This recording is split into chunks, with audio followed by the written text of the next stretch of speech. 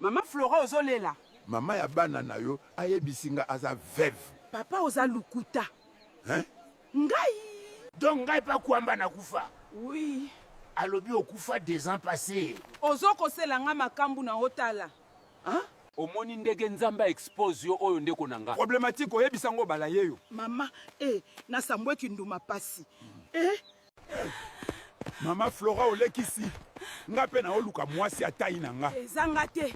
Eza babone na nga nde ba otinda nga. Oyo nyonso bino.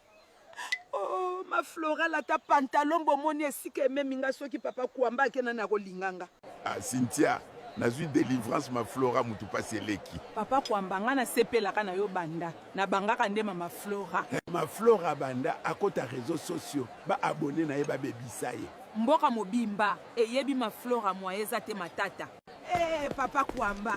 Yo pe ozaka mobulu lokola nga. Oloba na ya kilo na yo te na jusqu'au kilo na nga. Ba abonné pardon. Boyebisa Cynthia atika mobali na nga nazaki na kindoki inconscient na liaki yango na ndika.